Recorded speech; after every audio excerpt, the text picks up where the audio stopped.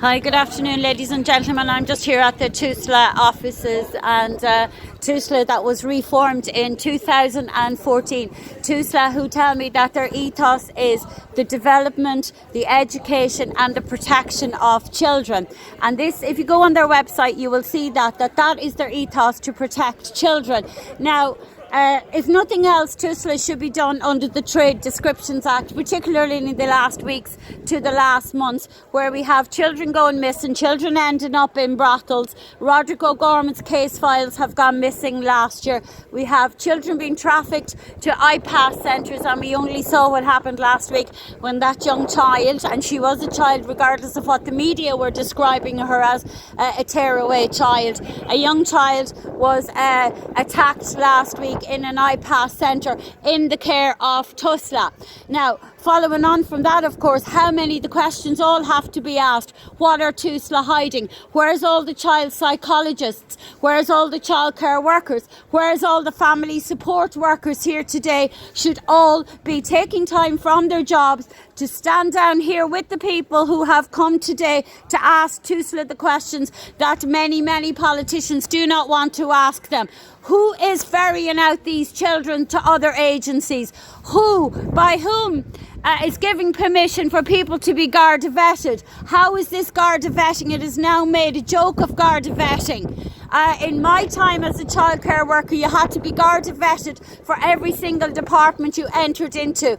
And woe betide you if you got your Garda vetting wrong, if you forgot an address you had been at, that Garda vetting had to go right back again. And now we're discovering that much of the Garda vetting, these workers, not necessarily in this building, but these workers that are looking after vulnerable children, their Garda vetting is either incomplete or falsification. The other question is, when Tusla is putting out services, many of the people are not qualified. How can they be qualified? They've come into this country with no documents. You cannot Garda vet people who have no documents. It doesn't even make any sense. Secondly and thirdly and fourthly and fifthly, what services are there to support the families to keep the children in their own homes? Millions and millions are being spent on migration, on so many other services for migrants. What amount of money has been allocated to keep these children in their own homes? One only has to look at the hunger strikers down at the Dáil and talk about what the Irish state with the church did to them. And here we are back again, no one wanting to ask the pertinent questions, and I've no problem. I mean, if the guards probably won't comment on it today, how many people are correctly Garda vetted? Has Garda vetting now become a joke? Garda vetting in my time used to be a very serious thing. In fact, it was a crime if you filled in your Garda vetting wrong. Who are these people that own these houses now that children are being sent to? Why are children ending up in iPass centres? Why are the guards not checking out these children? At the end of the day, these are vulnerable children, wrenched from their own homes, whatever may or may not have happened there, then put into centres, then being so-called supervised by people who have probably criminal records as long as your arm and more. So listen, the people are here today, and fair play to all the people that have shown up. I recognise a lot of the faces.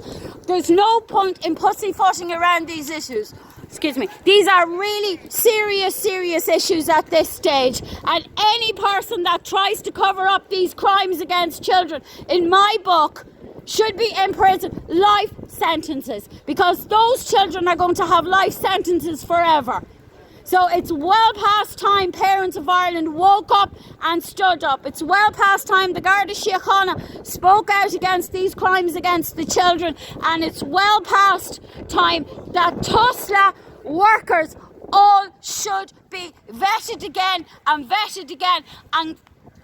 determined who actually in these agencies are covering up these crimes against children.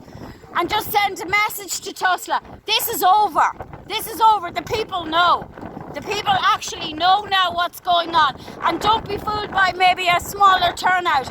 The people know, and that's all it takes. And for Tusla then to threaten people that they'll stop their benefits or they'll stop hospital appointments, they're digging their own graves by doing this, because it shows exactly what these people are.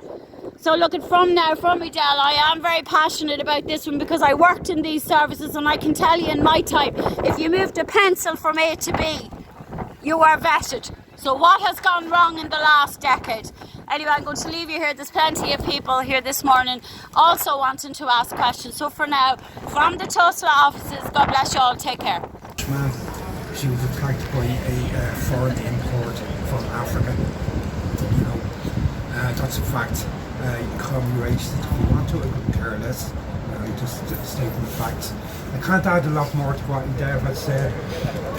Just add one more thing. That when a 10-year-old child gets raped in the care of Tusla, so I question that word care. A 10-year-old. I mean, that's a barometer of what's going on in the country, and also I would say it's also a barometer of what responsible from the Irish people that we have so few people here today.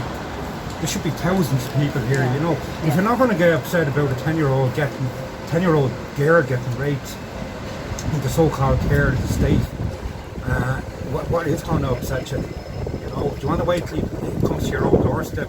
Because it's going to be too late then. It's time for people now to get behind this and other cases of child neglect and child abuse that we know are going on, and now is the time to get involved, and hopefully this will move forward and grow. Go